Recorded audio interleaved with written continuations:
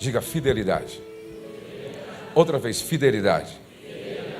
Eu quero dar uma definição de fidelidade. Marque aí. Fidelidade é honrar o outro na ausência. Fidelidade é honrar o outro na ausência. E a Bíblia diz: ouvistes o que foi dito? Não adulterarás. Eu, porém, vos digo, qualquer que olhar para uma mulher com intenção impura, ou seja, o adultério pode estar nos nossos olhos. Qualquer que olhar para uma mulher com intenção impura, no coração já adulterou com ela. Paulo, escrevendo a Timóteo, disse: da mesma sorte, quanto às mulheres é necessário que sejam elas respeitáveis, não maldizentes, temperantes e fiéis em tudo. Repetem: e fiéis em tudo. O marido, o diácono, seja marido de uma só mulher. E aqui tem duas linhas de interpretação. Alguns dizem marido de uma só mulher, é monogamia. Ou um só casamento. As duas interpretações, para mim, estão corretas. Aí tem um texto em Cantares, capítulo 4, verso 12, que diz: jardim fechado és tu, minha irmã, noiva minha, manancial recluso, fonte selada. Repete comigo: jardim fechado. Só as mulheres, só os homens. Aquele que casou tem que ser um jardim fechado para o outro, ou seja, o que o outro, só a pessoa da aliança tem acesso. Aquele que casou tem que ser um jardim fechado, onde só o cônjuge tem acesso. Mas outro dia um irmão brincou comigo e disse: pastor, lá em casa o jardim é tão fechado que nem eu tenho acesso mais. Mas aí não vale. Aí, lá em Cantares, capítulo 8, tem um texto muito interessante, onde ela faz uma autoafirmação, dizendo: eu sou um muro, os meus seios como suas torres, como as suas torres, sendo eu assim, fui tida por digna da confiança do meu amado. Lembra, sendo uma poesia oriental, e aquele que escreve está pensando nas muralhas de Jerusalém. E aí o poeta diz, colocando voz na fala da mulher: eu sou um muro, e os seus seios como as suas torres, sendo eu assim, fui tida por digna. Ela está dizendo na poesia: eu tenho um comportamento sério, eu não sou leviana, uma postura de mulher comprometida, eu não sou uma mulher de fácil acesso, eu sou um muro. Os meus seios, suas torres, onde ficavam os vigilantes, os vigias, e por causa desse meu comportamento, dessa minha postura de mulher responsável, comprometida, eu construí confiança. E confiança não se compra, não se negocia, se constrói. Fidelidade é honrar o cônjuge na ausência. Fidelidade é honrar o cônjuge na ausência. É impossível falar de fidelidade sem falar de tentação, e tentação é o desafio nosso de cada dia. E é interessante que quando Jesus nos ensinou a orar, Ele disse: vocês devem orar assim: Pai nosso que estais no céu, santificado seja o teu nome, venha o teu reino, seja feita a tua vontade, assim na terra como no céu. O pão nosso de cada dia nos dá hoje, perdoa as nossas dívidas como nós perdoamos os nossos devedores, e não nos deixes cair em tentação. E não nos deixes cair em tentação, mas livra-nos do mal. No original é maligno, no original é diabo, no original é o tentador. Não nos deixe cair em tentação, mas livra-nos do tentador, livra-nos do mal, livra-nos do maligno. A Bíblia diz: cada um é tentado pela sua própria cobiça, sendo por esta arrastado e seduzido, então a cobiça, tendo engravidado, dá à luz o pecado, e o pecado, após ter se consumado, gera a morte. Meus amados irmãos, não se deixem enganar. Não diz cada um será tentado, foi tentado, ou quem sabe será. Não diz os adolescentes serão tentados. Não diz os homens de 50 anos, porque dizem que a crise dos 50, não diz os de 50, os recém-casados, não, cada um é tentado, todos nós somos tentados. Você, ao acordar, já foi tentado a dormir um pouco mais, deixando de vir na reunião. Quem não foi tentado no café a comer mais um pedaço de bolo? Quem não foi tentado a comer mais um pãozinho? Não é verdade? Quem não foi tentado a explodir com a esposa porque ela esqueceu o tênis? Quem não foi tentado a explodir com o marido porque ele esqueceu de fazer o que deveria? Quem não foi tentado a dar uma olhadinha para onde não deveria? Quem não entrou lá no site da UOL e de repente viu um convite para fazer uma viagem aonde não deveria? Quem não foi tentado ainda hoje, ou esta semana, quando foi fechado no trânsito por um outro carro e veio uma vontade de falar um palavrão e alguns até cederam à tentação? Nós somos tentados todos os dias, e não tem bom, não tem idade, não tem cor, não tem nível universitário, não cultural, não. Todos nós somos tentados.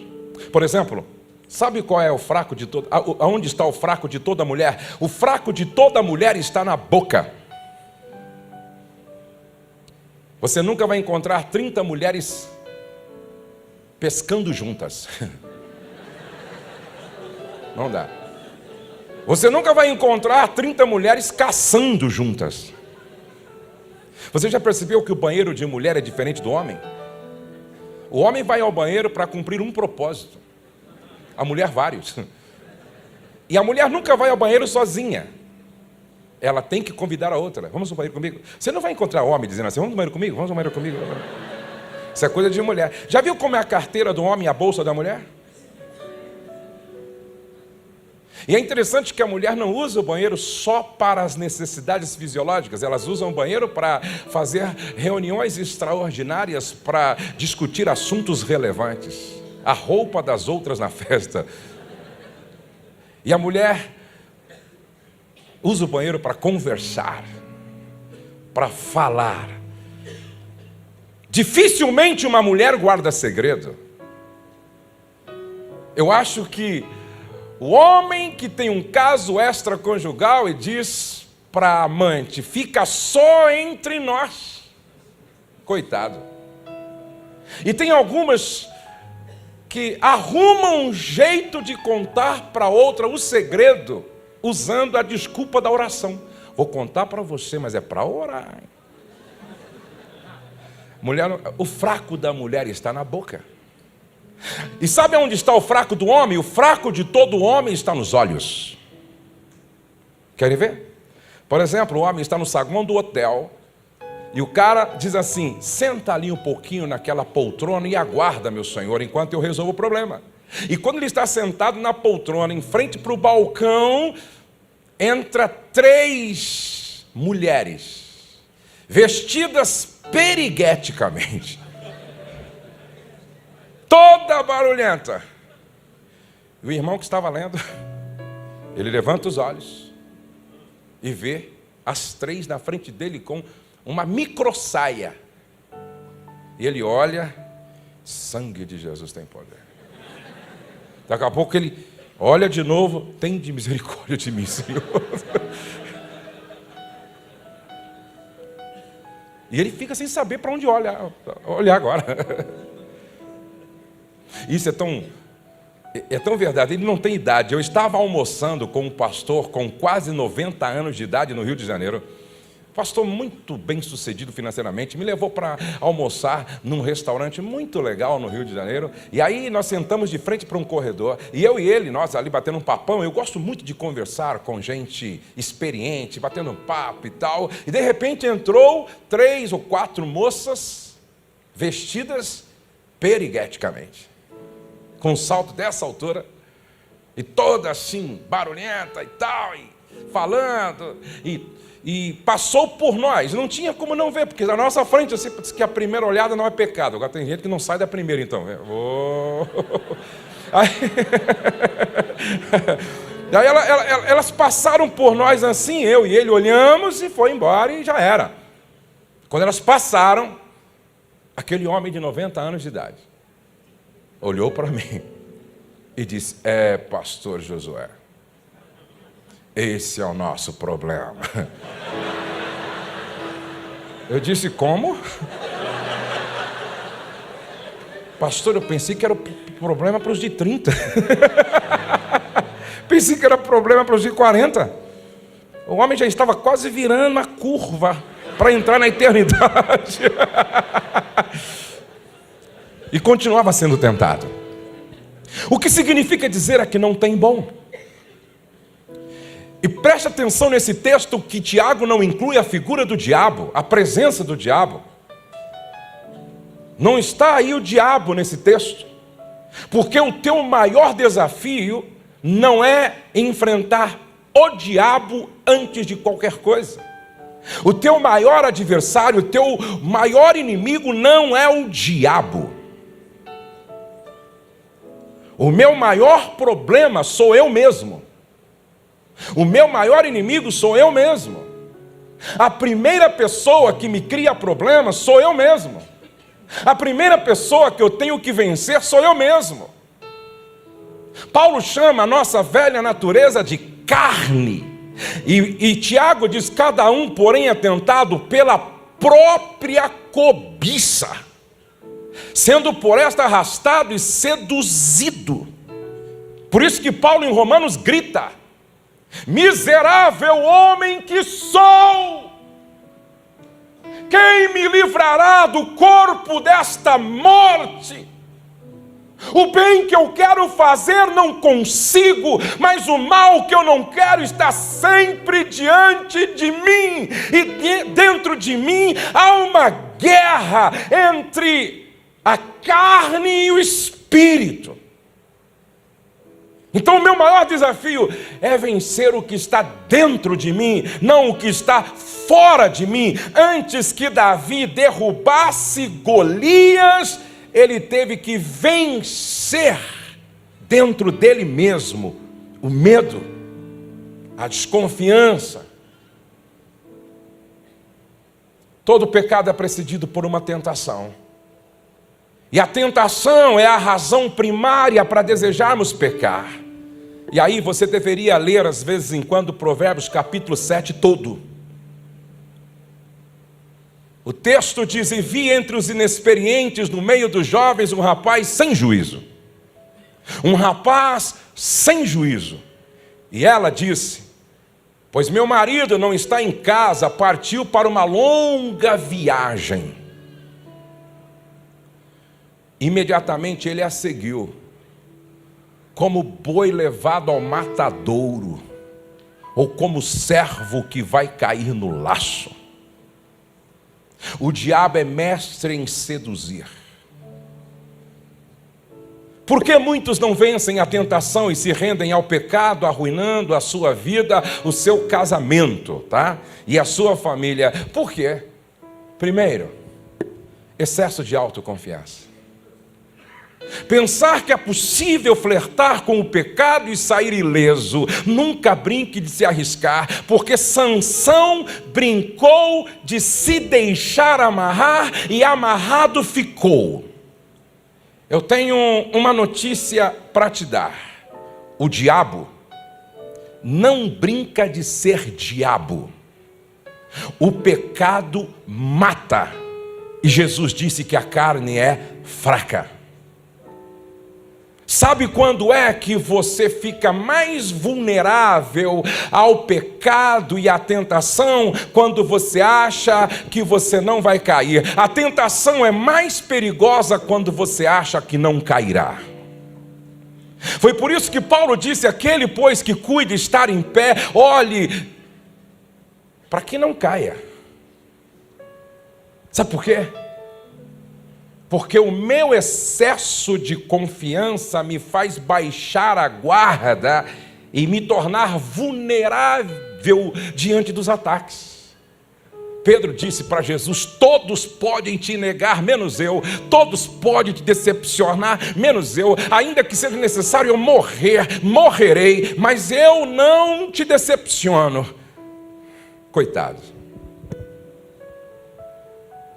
Cuidado. O próprio Jesus disse: vigiai e orai. O espírito, na verdade, está pronto, mas a carne é fraca. Os irmãozinhos com excesso de fofura na barriga, que o diga. Se a carne não fosse fraca, não teríamos barrigudos, nem excesso de fofura. A carne é fraca. A carne é fraca. Agora escute, não impor limites. Limites servem para demarcar o seu território. Eu marquei alguns versículos que eu achei interessante. Primeiro, reconheça que dentro de cada um de nós há uma capacidade incrível para pecar. Reconheça que dentro de nós há uma capacidade incrível para pecar. Acima de tudo, guarde o seu coração, diz a Bíblia, pois dele depende toda a saída da vida. Eu, a sabedoria, moro com a prudência. E tenho o conhecimento que vem do bom senso. Eu, a sabedoria, moro com a prudência. Homens e mulheres prudentes colocam limites. Homens e mulheres prudentes colocam limites. Se a carne é fraca, eu preciso viver de forma prudente, colocando limites. Até aqui eu posso ir. Até aqui você pode vir. Limites. A gente precisa colocar limites no celular. A gente precisa colocar limites no notebook. A gente precisa colocar limites no computador. A gente precisa colocar limites no nosso carro. Quem eu devo transportar no meu carro e quem eu não devo transportar no meu carro. Eu tenho dito para os casais: confie na sua mulher, mas não exageradamente, porque ela não é anjo. A mulher de Potifar, de tanto conviver com o subordinado, se apaixonou por ele. E um dia o irmão José chega para trabalhar, e a senhora Potifar se aproxima, toda produzida, toda arrumada, toda cheirosa, e chama o irmão José atrás da porta e diz: Zezinho,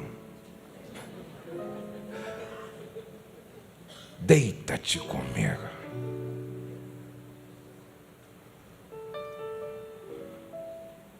Preste atenção, que não tem bom. É preciso colocar limites. É preciso colocar limite no escritório. É preciso colocar limites em casa. Se o diabo não brinca de ser diabo, se o pecado mata, e se a carne é fraca, e o pecado é doce, porque se fosse amargo ninguém queria. Se o pecado tivesse o sabor de uma bezetacil, ninguém queria. O pecado só é atrativo porque a Bíblia diz que ele produz gozo. Ele produz prazer. Mas a Bíblia diz que o seu fim é morte. Então, se o diabo não brinca de ser diabo, o pecado mata e a carne é fraca, eu preciso viver de forma prudente, colocando limites. Na escola, na faculdade, no telefone. Tem muita gente brincando nas redes sociais. A Bíblia diz que Davi, em um tempo em que os reis iam para a guerra, mandou Joabe e o seu exército guerrear, e ele aos 50 anos, e quem sabe ele estava naquela crise dos 50, onde muitos caras se acham os saradões. Parece que os hormônios borbulham como na adolescência. E eles querem medir a capacidade, o nível de poder de sedução. E Davi almoça, deita, acorda, depois do almoço, dá uma espreguiçada, sai na varanda do palácio, e quando ele dá uma olhada, como quem vê um filme pornográfico, ele vê Betseba, uma linda mulher, tomando banho nua. E ele pergunta para um subordinado: quem é? E a resposta foi: ela é mulher do teu homem de confiança, um dos homens de confiança, chamado Urias, um oficial do exército. Ele diz: por favor, traga-me essa mulher. E ele se deita com ela. Agora olhe para cá, por favor. Ele honrou o seu homem, seu oficial de confiança. Ele honrou esse homem na ausência, sim ou não? Não. Irmão, olhe para cá, por favor. Toda vez que você planta a semente da desonra, você vai colher morte, vergonha e apedrejamento moral. Toda vez que você planta a semente da desonra, você vai colher morte, vergonha e apedrejamento moral, porque com Deus as coisas não terminam em pizza. Ele não honrou o seu homem de confiança que estava na guerra. Ela não honrou o seu marido que estava na guerra. A mulher de Potifar não honrou Potifar na sua ausência, mas José nos ensina uma grande lição. O diabo não brinca de ser diabo, o pecado mata, a carne é fraca, mas é possível vencer quando se vive prudentemente. José disse para ela: não! O teu marido colocou tudo em minhas mãos para gerenciar, menos você, porque você não é minha mulher, você é mulher dele, você é mulher do meu patrão, você é mulher de Potifar, e jamais eu faria tamanha maldade e pecado contra o meu Deus.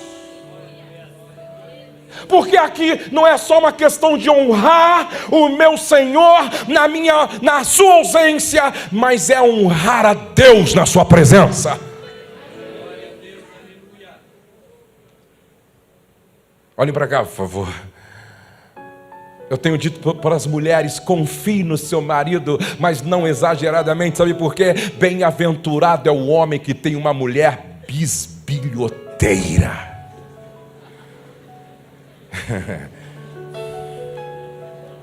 Cuidado quando você vê alguém colocando senha em tudo. Cuidado quando você vê o cônjuge atendendo o telefone escondido atrás do muro. Cuidado quando você vê o cônjuge apagando todas as mensagens do celular. Apaga tudo, apaga tudo, apaga. Ué, não é traficante, pô?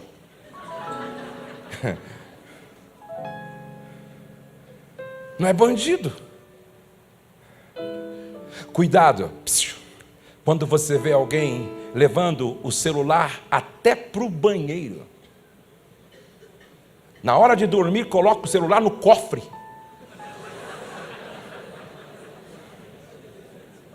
Coloca a senha em tudo e não dá senha para ninguém.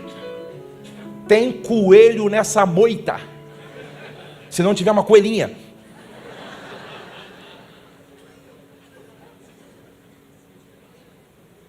Irmã, Que história é essa de você tirar uma fotografia tomando banho de sol de biquíni, fio dental na praia e postar no Facebook? Que história é essa? Você não tem juízo? Irmão, você é líder ou você é um banana? Deixando a sua esposa postar isso na internet? Deus deu para Adão a responsabilidade de proteger o jardim. Tem umas irmãs que colocam um vestido degotado assim, ó. Tira uma foto assim. Para os irmãos da igreja curtir. Pomba gira, pô.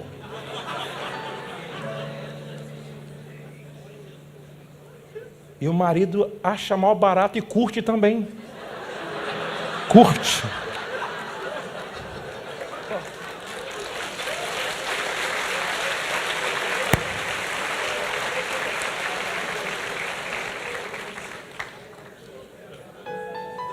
Pior quando o homem coloca uma sunga, tira uma foto e posta para as irmãs curtir também. Ou nós somos igreja, ou a semelhança de Sansão, o diabo vai nos pegar, vazar os nossos olhos e fazer de nós palhaços no seu arraial. Deus quer gerar temor no nosso coração. Se vocês me entendem, digam amém. Irmão, preste atenção. Eu estou falando com empresários, eu estou falando com profissionais liberais, eu estou falando com pessoas que têm colaboradores. Os nossos colaboradores estão aqui. Eu não carrego nem a minha gerente que está aqui no meu carro. Ela está aqui de prova. Outro dia fomos para o cartório. Ela disse, pastor, o senhor vai no cartório agora? Eu disse, vou. E ela mesma disse, eu vou no meu carro. Eu pensei, é claro. Eu não carrego mulheres no meu carro sozinho. Pastor, mas o senhor é perigoso? A minha carne é. Foi Jesus quem disse, o diabo não brinca de ser diabo. A carne é fraca e o pecado mata. Se Davi estivesse aqui hoje, sabe o que ele diria para nós? Cuidado, porque um caso pode começar numa parada para um café. Um caso pode começar numa parada para o jantar. Um caso pode começar numa viagem de negócios. Um caso pode começar numas férias com algumas amigas e amigos. Então preste atenção, por favor. Coloca limite no seu carro. Não tem nada a ver. Ela é casada e eu também. Porque é casado, não é carne. Não, eu viajei, fiquei 15 dias fora para um tratamento, meu marido ficou em casa, mas a minha empregada cuida bem dele. Ô irmã, você não tem juízo?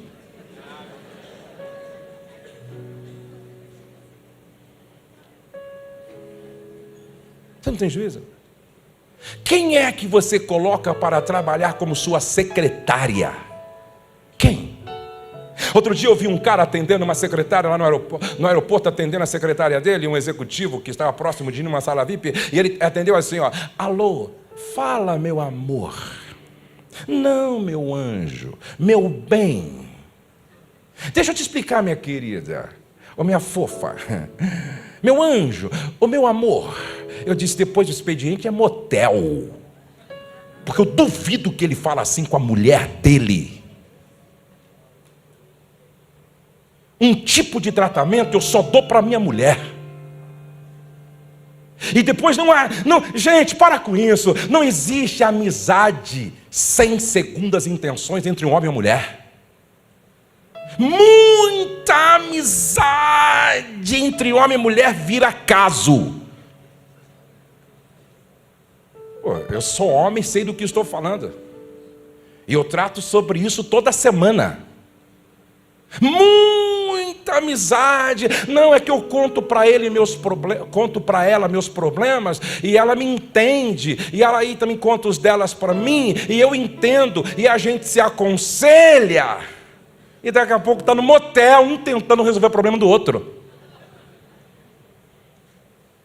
Aí você me diz: pastor, o senhor é radical, hein? Não, Jesus era radical. Sabe por quê? Jesus disse assim: se o teu olho direito te faz tropeçar, arranca. Se a tua mão direita te faz pecar, corta. Se o teu pé direito te faz tropeçar, também arranca, porque é melhor entrar no céu amputado do que no inferno com tudo. Jesus disse: fica esperto. Fica esperto. Se vocês me entendem, digam amém. O que você está postando no Facebook? O que você está conversando no WhatsApp? Quais são os sites que você está navegando? Vocês sabiam que eu estou, assim, extremamente preocupado com o número de homens viciados em pornografia? Por detrás dos pedófilos, sempre tem gente viciada em pornografia. Por detrás dos adúlteros, sempre tem gente viciada em pornografia. Por detrás dos estupradores, sempre tem gente viciada em pornografia. Por detrás das pessoas que perdem o controle e vão em busca até de zoofilia, de necrofilia, vão atrás de coisas absurdas, sempre tem alguém viciado em pornografia. Eu costumo dizer que a pornografia é carne temperada pelo diabo no inferno.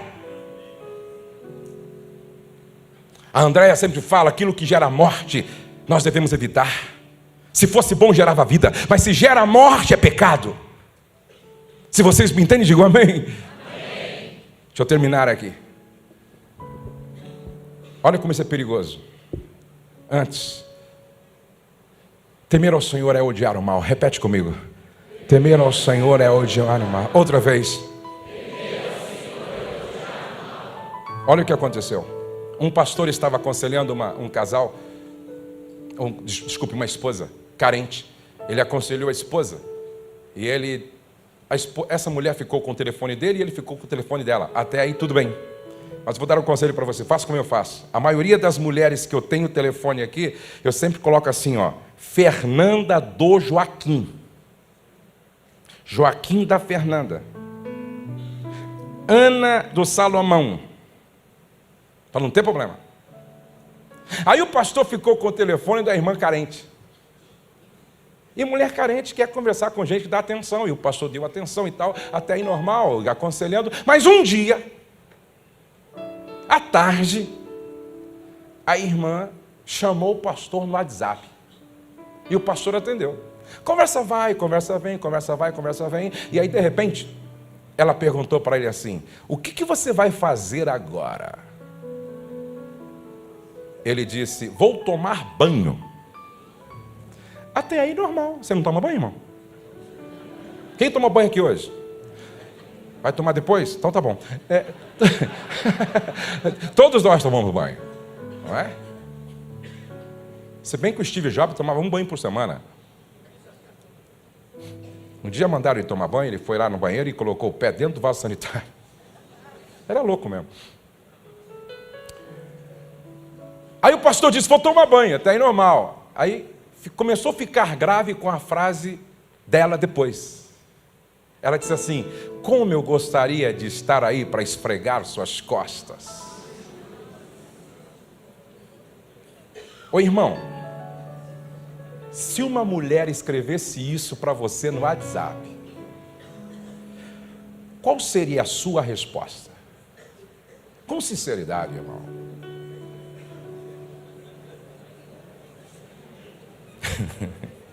Qual seria a sua resposta?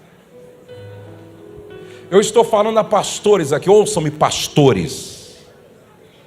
Tem pastor me assistindo também, ouçam-me. Eu viajo por esta nação há quase 30 anos. Eu conheço os hotéis de quase todos os estados do Brasil. Eu conheço pelo menos um hotel. Eu construí um nome e um crédito. Aonde eu chego, eu sou tratado como príncipe no Brasil e fora dele. Sou respeitado por igrejas tradicionais pentecostais. Levou quase 30 anos para eu construir um nome. Para perder isso, basta uma conversa de 1 minuto no WhatsApp. Sabe o que o pastor respondeu? Quem sabe um dia. Por causa disso, olha o que aconteceu. A mulher termina a conversa e deixa o telefone em cima da mesa. O filho adolescente vem e pega para usar o WhatsApp da mãe. E ele começa a ver a conversa do pastor com a mulher. Achou estranhíssimo. Levou para o pai. Ô pai, olha a conversa da mãe com o pastor. Você já imaginou um pastor perder a igreja por causa de um abraço? O pastor deu um abraço numa irmã. A irmã foi no conselho e disse: ele me deu um amasso. Aquilo não foi abraço. O pastor me deu um amasso. Isso não é papel de pastor. O conselho reuniu, chamou o pastor confessou, e por causa de um abraço errado ele perdeu a igreja. Esse pastor do WhatsApp foi chamado num conselho, e diante do conselho o marido disse assim: eu só não te dou um tiro na cara porque eu sou mais crente do que você.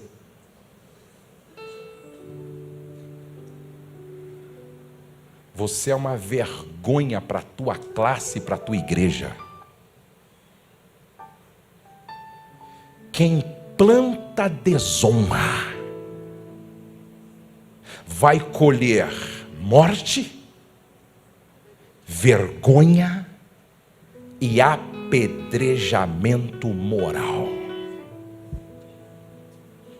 Porque muitos estão caindo, porque não confessam a tentação.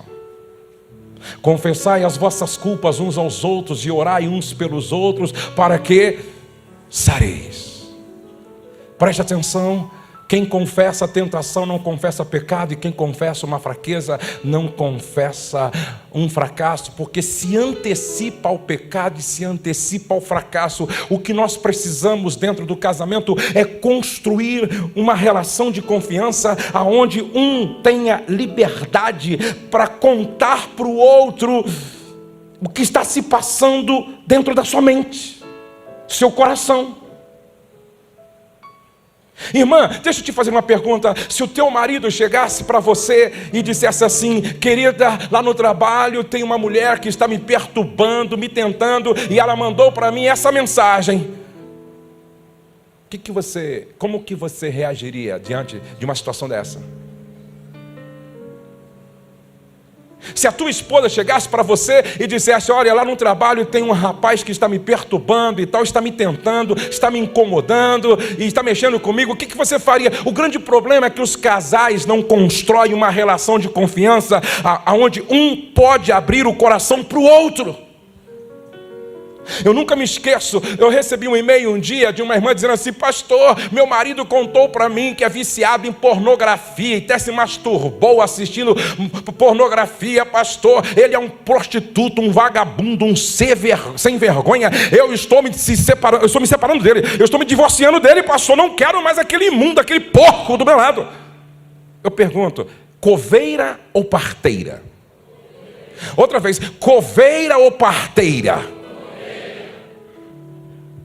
Eu não vou dizer o nome dele porque ele não me autorizou, mas ele falou isso publicamente numa ministração. É um grande pregador, um pastor que eu respeito muito.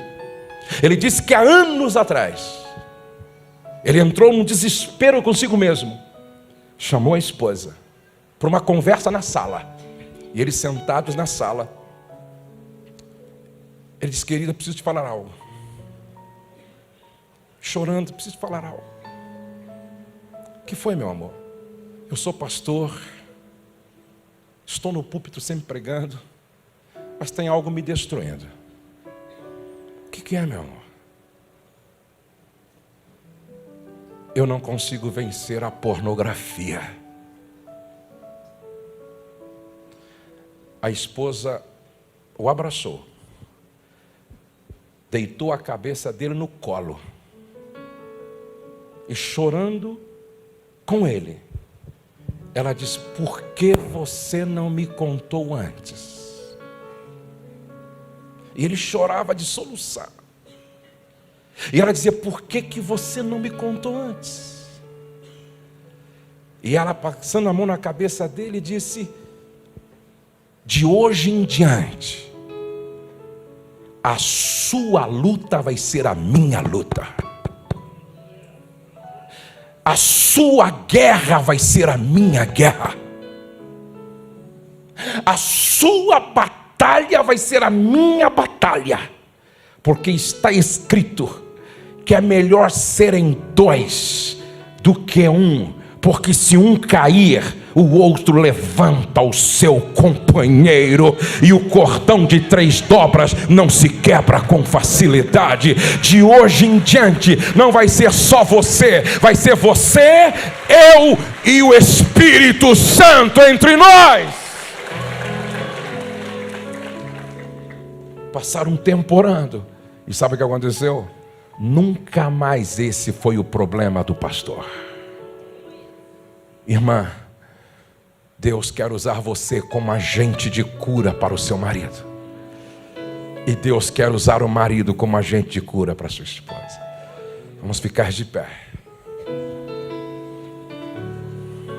Cadê a Beth? Eu queria ouvir a Beth cantando um hino aqui, preparando o nosso coração para ouvir agora uma história que eu quero crer que vai abençoar todos nós. Só vou pedir uma coisa: só saia se você tiver algo mais importante lá fora do que o milagre que Deus tem preparado para o teu coração. Só saia se você tiver algo mais importante lá fora do que o que Deus tem para fazer conosco aqui dentro. Amém, amados? Vamos orar. Irmã, coloque a mão no coração do teu marido aí, por favor. Comece a orar pelo teu marido, dizendo: Senhor, guarda o meu marido na hora da tentação. Guarda o meu marido diante das tentativas do diabo de seduzi-lo. Guarda o coração, guarda a alma, guarda a mente do meu marido, Senhor. Ora, ora, ora. Senhor, guarda cada homem aqui. Guarda cada homem aqui. Gera temor no coração de cada homem aqui. Gera temor no coração de cada um dos teus filhos aqui. Aplica o poder do sangue de Jesus. Aplica o poder do sangue de Jesus ao Espírito Santo. E que haja mudança de atitude, que haja arrependimento, que haja confissão, que haja perdão.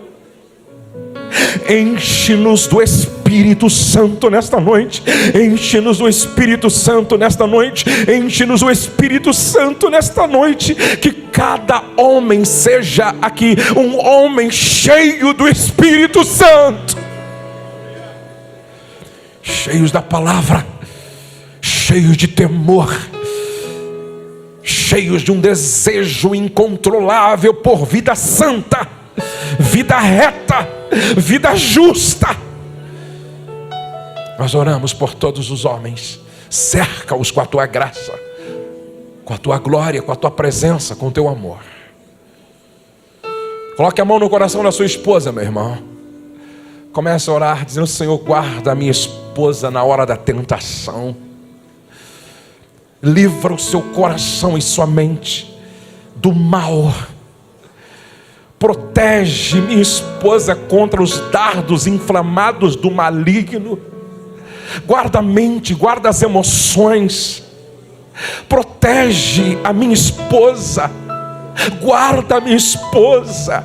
Cerca a minha esposa com a tua graça, com o teu amor, com a tua glória, com a tua presença. Enche a minha esposa com o teu Espírito Santo, que ela seja uma mulher de Deus cheia do Espírito Santo. Dá que todos aqui estejam debaixo de um batismo de amor, de um batismo de glória, de um batismo de poder, de um batismo de alegria, de um batismo de santidade, de um batismo celestial.